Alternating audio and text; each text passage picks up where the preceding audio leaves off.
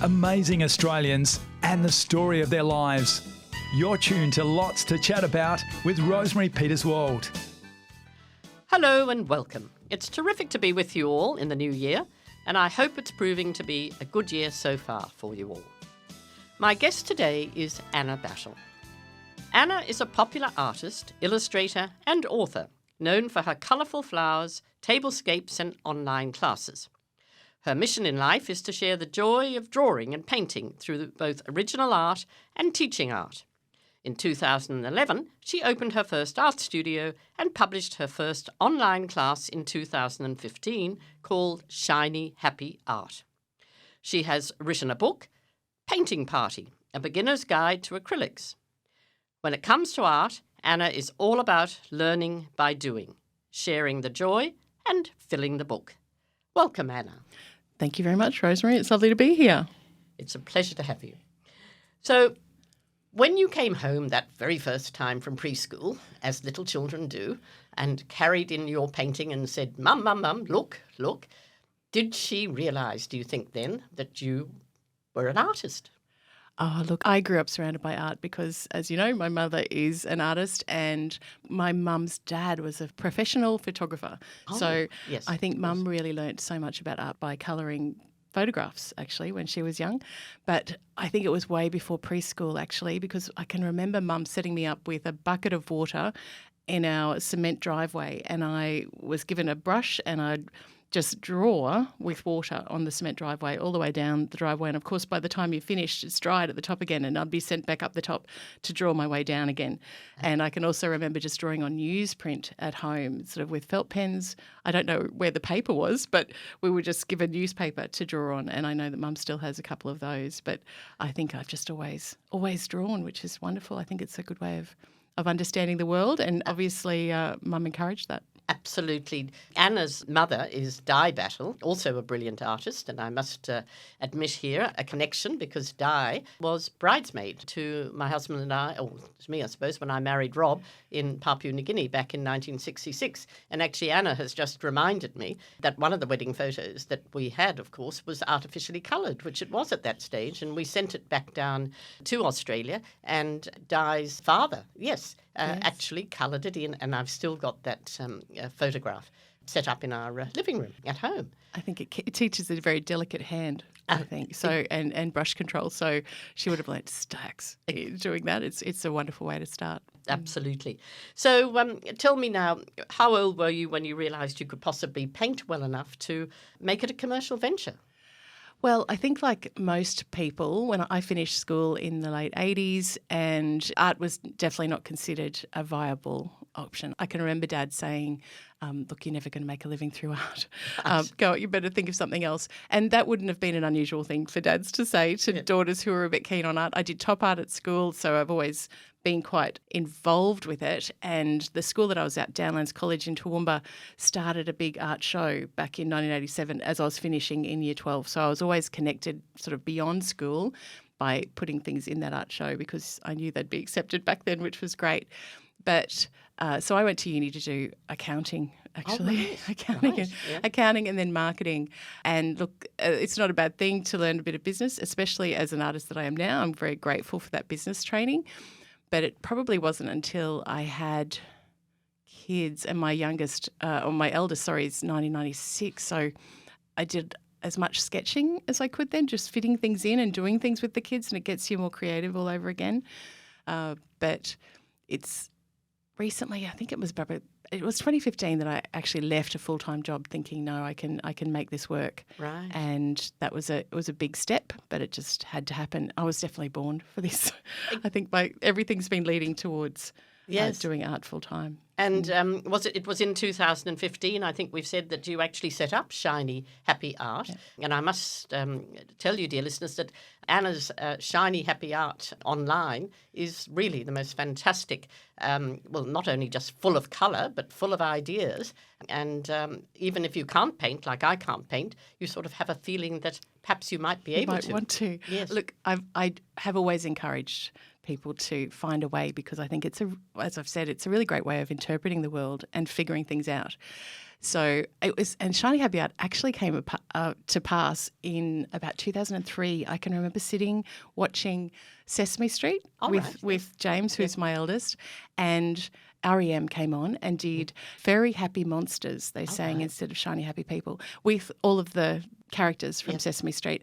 And I can remember watching this Very Happy Monsters thinking, Shiny Happy Art, that's what I want to do. And that's when I sort of got the domain name and the business name all sorted back in 2004.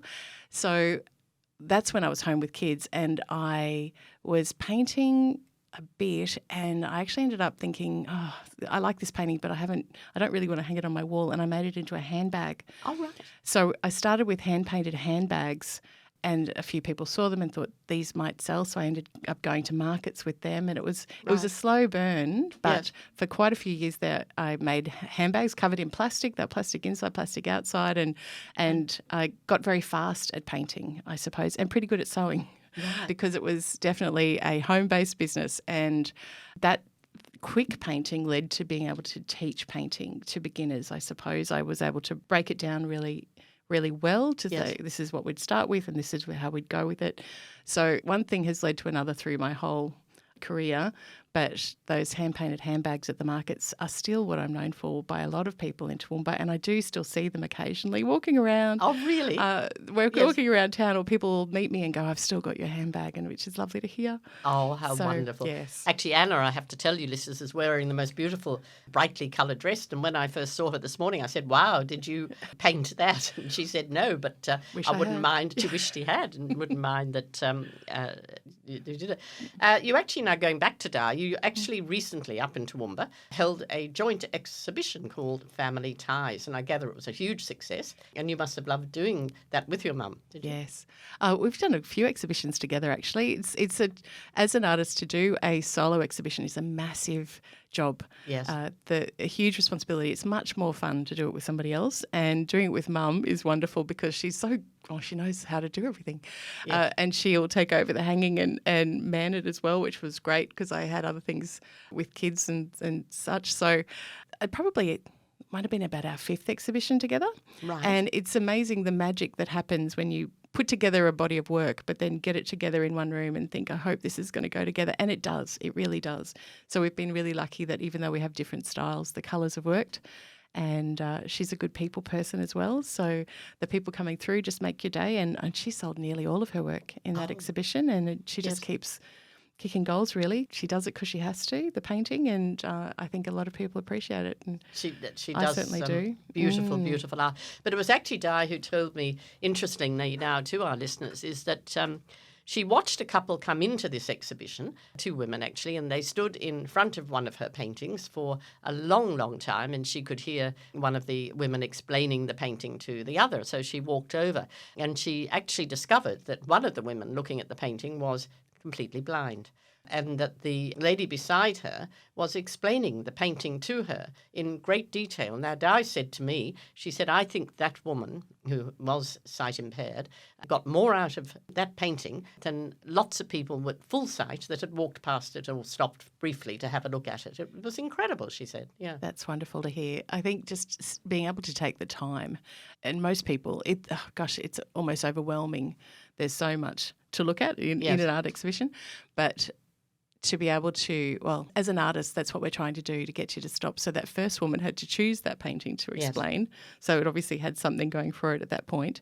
But then, to take the time. And with mum's paintings, and I try it with my own, there's a lot to find in there so that you're not just seeing everything at once. Yes. You can walk past it the third time and find something surprising sort of hidden in it. Yes. We really have, for many years, we've talked about to try and get someone to stop for even 30 seconds. Right. You've won. You've achieved something as an artist, because it's so easy for people just to walk by. Exactly, yes. But no, that really brought home to me what enjoyment people, whether you have got full sight or whether you're sight impaired or blind, that you can actually get out of the arts. And actually, I had no idea that sight impaired people can paint until I read about an artist called John Bramlett, Bramlit, in Texas. Now, he paints by raising lines on the surface of a canvas and altering the consistency of paint so he can feel the colours. He's worked with internationally acclaimed museums like the Guggenheim and Metropolitan Museum of Art and runs popular workshops that teach people to see the world as he does and paint using their senses and imagination. He says, "I've drawn since I was really little, but I never painted until I lost my sight because I didn't think I'd be good. But here I was without my sight and my brain was filling up with images and I couldn't get them out. And I didn't think I'd be able to do art again." So that was a really interesting article, I thought. We talked a little bit about that earlier on, but can you sort of add to that at all? You know, I Anna? think I might have seen a documentary about him years right. ago. It's coming back to me now. And he'd have someone set him up in a big studio space with his paints and off he'd go and create amazing things. I think if it's in you to be creative, the simple act of putting a pencil to paper is so calming in many ways. And we've been doing it all of our lives in some way or the other, whether you're just scratching a note or if you can remember being at school, we've been expected to do this simple thing. And then as soon as, even it's interesting, he said there, I didn't think I'd be any good. As soon as we think we're not going to be good at it, we stop. And it's such a shame. It's so unnecessary because the piece is still there. And I think there are people out there now, like pub choir, for example, just getting people to sing. Yes. And you know how good it is. Yes. It feels so good to sing, even if you're no good. We sing in the shower when we don't have judgment, but you know it makes you feel good. Yes. Singing alongside someone in a choir makes you feel good. Yes. Look, drawing and noticing, I think the real gift with drawing is to take the time to notice what's happening in front of you, Right. whether it's something up close or far away. Yes. And even I have found myself, I was very lucky to be invited to see a symphony orchestra years ago now. And I wouldn't say I'm a music person. I can sing along in the car, but it was my first time listening to an orchestra and really I got it that time. But I had a notebook on my lap and I just made lines because there are people who will paint music, I suppose, as well. Synthesia. I've got the word wrong there. But I just made rows and rows. I filled this little sketchbook up with rows and rows of lines. And I feel like I experienced the music more by engaging my hands as well.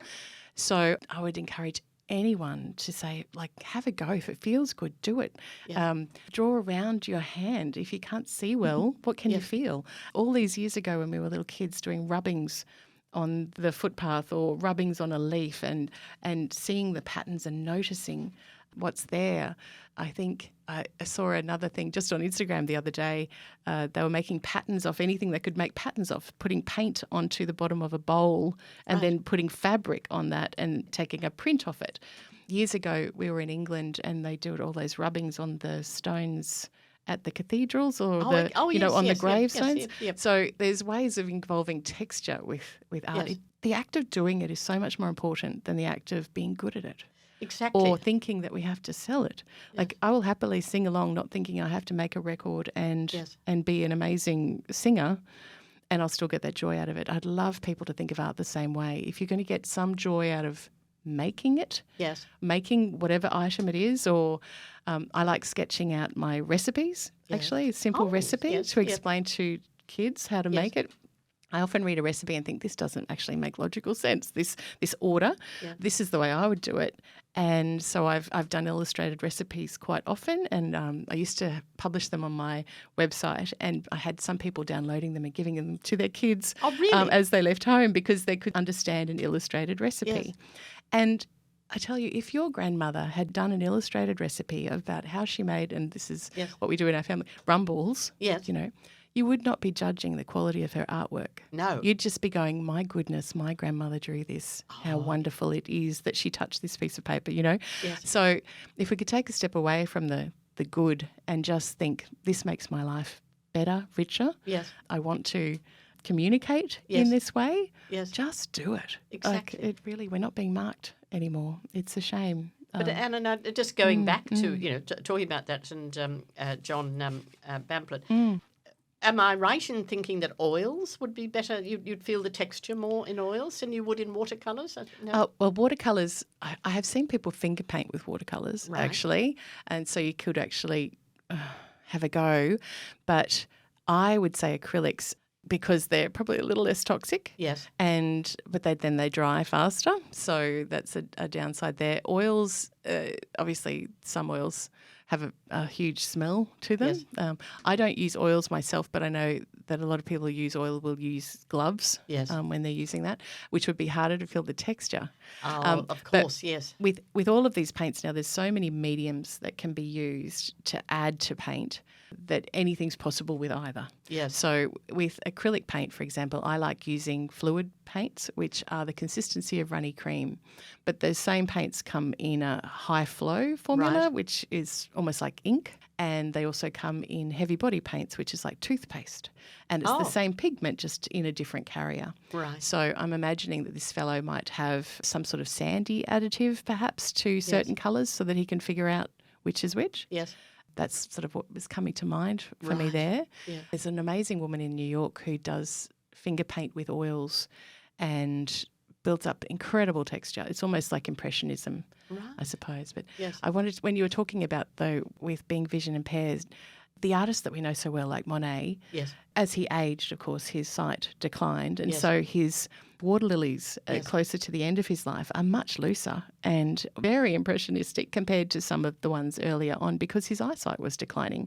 And the colours of his work changed as well because it was a bit more yellow, the way he could see things. Actually, I read that and then went and looked at some of the prints of his paintings, yes. So he sort of just went with it. Yes. So I say that often to people who come to my classes, and for years I did face-to-face classes as paint and sip style paint-alongs, and people would come with tremors or they'd come with other issues. Some people just couldn't concentrate. They'd come with people who were just flighty. Yes. And so they had to paint quickly and fast. Right. And other people are more scratchy. Like everyone's got their own hand. Yes. So some people are bold and thick with their paint and other people are delicate and light. And I'm just thinking, well, if that's your hand, go with it. Tremble all over or tremor all over the painting and you've got a style. Yes. Be scratchy all over the painting and you've got a style. Be bold. Exactly. And, what do you feel like doing? I look at the sketches of Matisse, and they are bold lines, and then you can see the delicate paintings and sketches of Rodin. These amazing artists had their own hand as well. What would your hand be? I think that's quite interesting. And you've got an idea of it with your own handwriting, of course, how you would approach it. But yes, just say, I'm going to do a bold painting if you think that's your thing, or a bold sketch.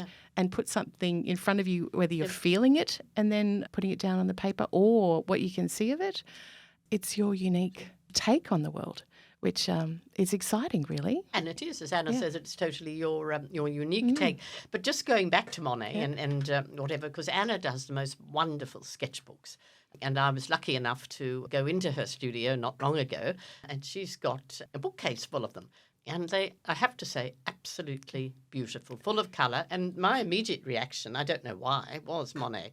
For some of the colours and whatever you have. So when did you start sort of doing those sketchbooks, and will we ever see them out there in the in domain? The world? My deliberate sketchbook practice probably started 1st of January 2017. I remember that day thinking, I am still drawing the way that I did when I was at school, so can I get better at this? I'm going to try and draw every day-ish. And that is certainly something I talk about a lot with the way I teach. Every day is almost too demanding and you don't need extra pressure in your life. Every day-ish is just fine because once again, we're not being marked. No. So I started that day and I can remember sitting down thinking, oh God, what am I going to draw? And I ended up drawing an empty jar of chocolate peanuts, I think, that we all have at Christmas time, an empty bottle of that and like a fork or something else that was a serviette that was sitting on the table. It's a pretty ordinary subject, drawing, but it got me started. And then once you start, you're actually looking for things to draw. Right. So I filled that first sketchbook and it was only a A5 size, sort of 30 pages, quite thick paper, so it wasn't a 1,000-page sketchbook or anything. And it felt good, so I started another and I just kept going. So this was probably a $15 sketchbook. No, really, they're not that big. as you're starting, they're gorgeous, absolutely gorgeous. You don't want to start with things that are too precious. And a lot of people have that pressure of that, or they worry about sort of starting a blank page or staring at a blank page. And so sometimes I'd start in the middle. And I'm not very good at the chronological order thing either. Once again, just less rules. Yes. So I'll date my pages so I can see the improvement, but I don't need to do them all in order. I've met people who are much more organised than me who do things all in order and it's all beautifully chronological. But if that's not your thing, you don't have to. So it just continued from there, and I found opportunities to draw. And once again, I really find that if I take the time to sit and draw or to sketch a scene, even if it's in a rushed way and it's not a great drawing at the end, I feel like I've experienced that time or that place in a deeper way. So I Whereas, say... in this day and age of Instagram photos and you'd snap a photo. selfies and whatever, it's a wonderful way of keeping track of where you've been. Do any of those sketches then go on to be a big painting that you might do? You might look at that sketch and think, oh, wow, I'm going to make that into a big painting. Occasionally. I think it's more something I can fit into my life that keeps me in touch with drawing. I do remember I did do a sketch that was sitting in the front of my car with acrylics in a sketchbook. So you don't have to sort of use the correct materials in sketchbooks, which did become a painting, and I did quite a few versions of it. But really it's about recording my memory and having a richer experience of the day. That's probably why I sketch. And I don't know that many of them will ever see the light of day. But I tell you, if you do take a trip somewhere, people are often happier to look at your sketches from that trip because there's less of them than to sit down and have to sit through 300 photographs, I suppose. Or like in the old days, the slides. We'll have a slideshow and you think, oh my God, not again. So it's a modern light version. Yeah. But you paint interior murals in hospitals and business spaces and private homes. Can you sort of tell us a bit about these? How did you get into that? Toowoomba is quite a lovely community, actually, and I was invited by the fellow who ran the Toowoomba Hospital Foundation at the time to come and repair a couple of murals that had been done at the hospital by an artist called Kendall Perkins, who now lives up at the Sunshine Coast. In a hilarious twist of fate, I now live in her house that she built in the early 2000s, I think, and it's a very artistic house. Yeah. But yes, I started by repairing some murals, and then he said, oh, could you, there's another job. And it was actually in the child protection unit. And it felt really important to, I took it quite seriously. I think I was pregnant at the time, but they needed murals that would distract children when they were in sort of having to be looked after after a child protection incident. So it felt worthy. As much of art can often be considered frippery in many ways, and even when you're trying to make time to make your own art, you're thinking, oh, is this a good way to be spending my time? Yes, it is, because there are so many ways art can help, whether it is. And the joy it brings to people. It is. Absolutely. And it's a conversation starter, and conversation is connection as well. So whatever you've drawn, if you get the opportunity to explain it or chat about it with someone, then you're making their life richer as well. It just goes on and on. So it started in that child protection unit and extended to other areas of the hospital. And then breast screen actually was connected to that. So I was doing murals that, and when I was first asked to do that, I thought, I pictured these like sirens, like the Australian artist Lindsay, Norman Lindsay sirens and these beautiful women in waterfalls. And they said you can paint anything except boobs. Oh, really? And I said, okay, because when you're having a mammogram, that's the last thing you want to be looking at. So it was like, oh, of course. Yes. It was once again a distraction thing. While you're having a mammogram, you can count the number of irises or the number of bees, or I was deliberately using it for that reason too. So I've been very lucky in that community to be able to do things like that. I can imagine at the dentist, like when you're looking up and something on the wall there. But you said you also, you do love to paint for walls that kids can love, but also that adults can enjoy. So that must be, not challenging, but you've got to put some thought into that. Trying to do styles that, because you don't, these people are working in these spaces every day, and you don't necessarily want to work in like a kid's room all the time. So yes, trying to bridge that. And your art has been printed on wine labels, even fabric and banners. And I have got a gin bottle, which has got, actually I think we've got two gin bottles, one with a beautiful painting that you did and another bottle that Di did, which sit in pride of place on our cabinet. But yes, is that something you do commercially, or was that just for a charity? That was actually just a lovely opportunity that came our way through a friend of a friend of a friend. I ended up being in the tasting rooms at the Toowoomba Carnival of Flowers Food and Wine Festival, and I met the fellow who from Peachy Gin. He's a chemical engineer, actually. His family does these gin bottles, and they have started an art bottle collection. Right. So it had only started the year before, and I mentioned to him I'd love to be on your bottles, and he said, actually, we were thinking of contacting you, which was perfect. And I said it would also be a dream of my mother's to have her art on a gin label, because she was definitely a gin and tonic drinker. So as it came to pass, yes, I think places like these craft breweries and craft distilleries are looking for things that will differentiate themselves from other people and the products. Yes. So art is certainly able to do that. So it was a fabulous gig. Yes. We designed the gin. Yep. We had a tasting, and Mum decided that she'd like some apple and cinnamon and these lovely flavours in there as well. And then they did a pilot bottle, sent it to us, Yes. and as we drank it, we painted Oh, yes. in our own homes. Oh, and lovely. then when we'd finished, we got together, and would you believe it, they looked great together as well. So They look terrific. Yeah, yes. they're really good. You're very obviously involved very much in the local community at Toowoomba, and art must play a big part in that. And there's some wonderful flower festivals, and the colours up there are just terrific. Yes. So you went to school there. Went to school and then went away Yes. and came back again, as so many people do in Toowoomba. Yes. It's been a great place to raise kids, and there's, I guess, good schools there. But my business has been more global, so I've sort of taken. Sometimes I get absorbed in the local environment and the community things that are happening. I'm very involved with the Carnival of Flowers as a creative advisor to our parade. Right. It's in its 75th year this year, and so we speak to all of the volunteers who are creating floats for that parade. So it's a lovely artistic angle. It sort of brings, it's more creativity, I suppose, than visual art by itself.